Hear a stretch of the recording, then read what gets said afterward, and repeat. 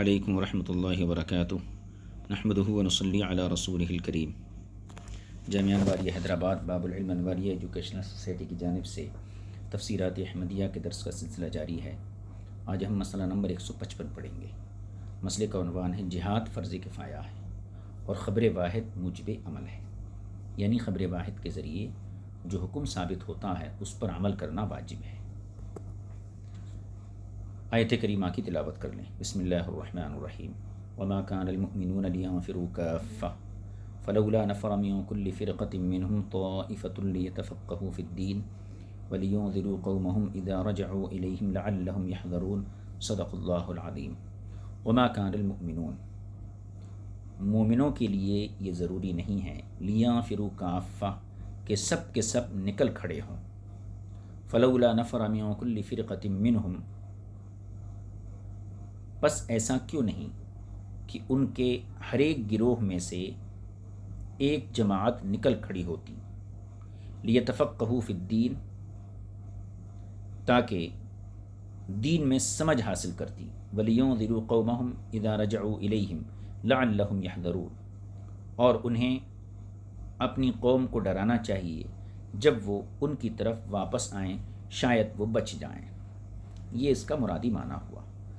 ملا جیون کہتے ہیں حضرات مفسرین اکرام نے اس آیت کی دو توجیحات ذکر کی ہیں، دو مطلب بیان کیے ہیں۔ امام زاہد اور صاحب حسینی نے ان میں سے صرف دوسری توجیح پر اکتفا کیا ہے، صرف دوسرا مطلب بیان کیا ہے۔ ان دو میں سے پہلی توجیح یہ ہے لیتفقہوا فی الدین، لیتفقہوا، لینذروا اور رجعوا، ان تینوں فعلوں کی جو ضمیریں ہیں فاعل کی، یہ طائفتن کی طرف لوٹائی جائیں گی، یعنی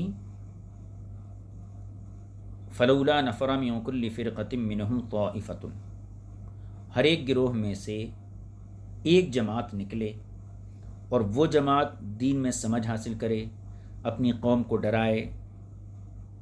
دو لیتفقہوا کی ضمیر، ولینذروا اور اس کی ضمیر، اذا رجعوا تو رجعوا کی ضمیر، تو ان تینوں کی جو ضمیریں ہیں فاعل کی وہ لوٹیں طائفتن کی طرف، اور قوم سے مراد فرقہ ہو۔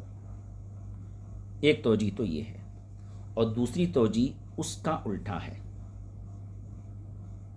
دوسری توجیہ میں اس کا بالکل برعکس ہے، یعنی ان تینوں کی ضمیریں فرقتن کی طرف لوٹائی جائیں۔ پہلی توجیہ پر اس آیت کا معنی یہ ہوگا، جبکہ لیتفقہوا وغیرہ کی ضمیریں طائفتن کی طرف لوٹیں، تو معنی یہ ہوگا کہ مومنوں کے لیے یہ بات درست اور مستقیم نہیں، یعنی یہ بات ٹھیک نہیں کہ وہ تحصیل علم کے لیے سب کے سب نکل کھڑے ہوں۔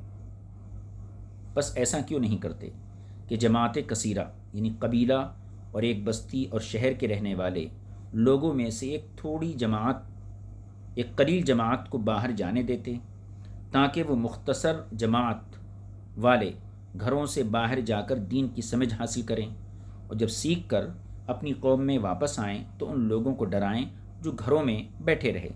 یعنی یہ باہر نکلنے والے حضرات اپنے باہر نکلنے اور دین میں سمجھ حاصل کرنے کی غایت سعی اور سب سے بڑی غرض یہ بنائیں کہ ایسا کر کے وہ قوم کی رہنمائی کریں گے، قوم کی رہنمائی کریں گے، ان کی رشد و ہدایت کا اہتمام کریں گے، اور انہیں خوف خدا سے سرشار کریں گے۔ یہ نہیں کہ وہ دین سیکھ کر لوگوں پر اپنی بڑائی یا جو ہے اپنا بڑا پن جتاتے پھریں اور شہروں، قریوں، دیہاتوں میں اتراتے پھریں۔ ہو سکتا ہے ان کے ڈرانے سے لوگ اس کو چھوڑ دیں جس سے انہیں ڈرایا گیا ہے۔ یہ ایک توجیہ پر اس کا معنی ہوا۔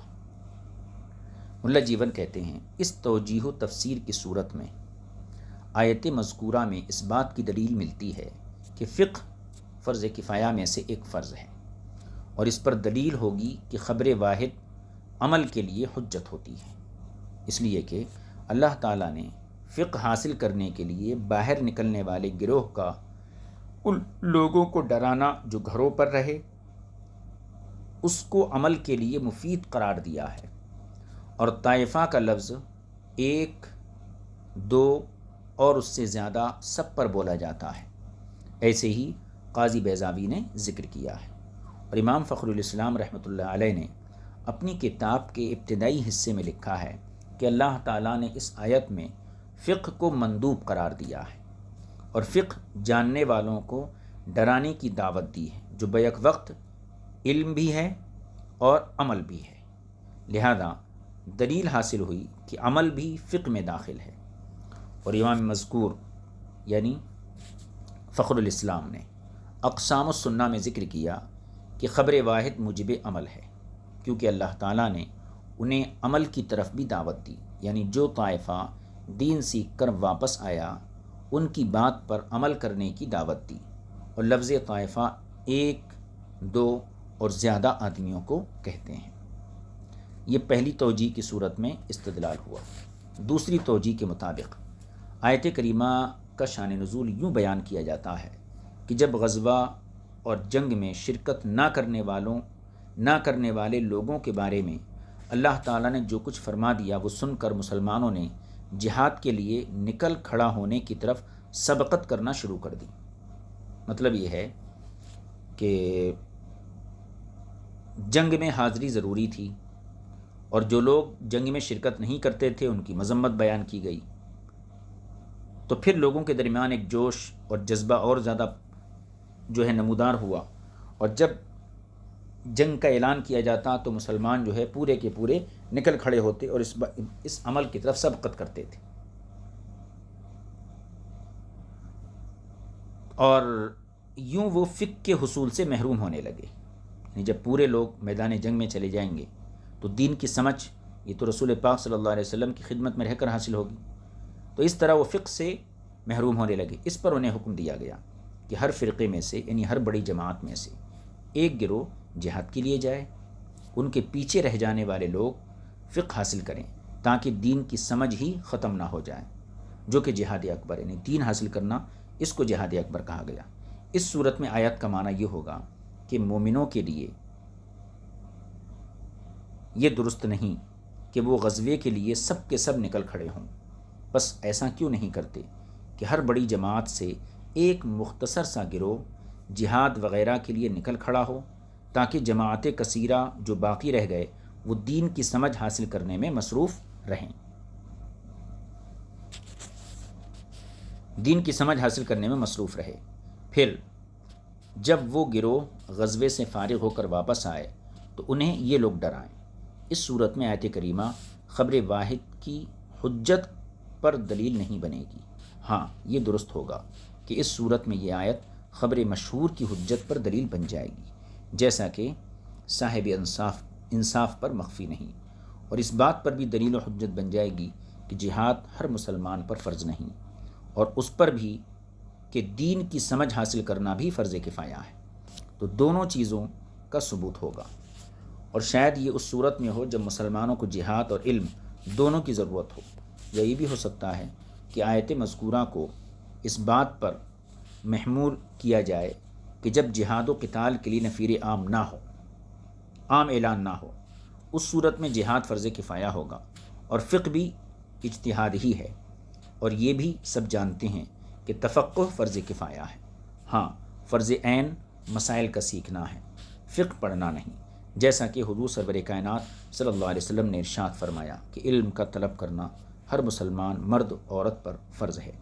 یہ باتیں مجھ فقیر کے قلب میں القاء ہوں، ملا جیون کے کلمات ہیں۔ واللہ عالم۔ یہاں تک سورۃ البراۃ کی ان آیتوں کی تفسیر اور تحقیق مکمل ہوئی جو ہمارے پیش نظر تھیں۔ اب اس کے بعد مصنف کہتے ہیں کہ ہم سورہ یونس کو شروع کریں گے۔ والحمد لہو علی توفیقی ونحن نصلی علی رسولی محمد وآلہ وسلم۔ سورہ برات کی جن آیتوں کا انتخاب کیا تھا وہ آیتیں یہاں مکمل ہو گئیں۔ اب ایک نئی سورت کے ضمن میں جو آیتیں ہیں جو احکام سے متعلق ہیں، تو ان آیتوں کو انشاءاللہ تعالی آئندہ آپ کی خدمت میں پیش کیا جائے گا۔ سورہ یونس سے اب ہمارا آغاز ہوگا۔ وصلی اللہ علی نبی الکریم وآلہ وصحبہ اجمعین والحمد للہ رب العالمین۔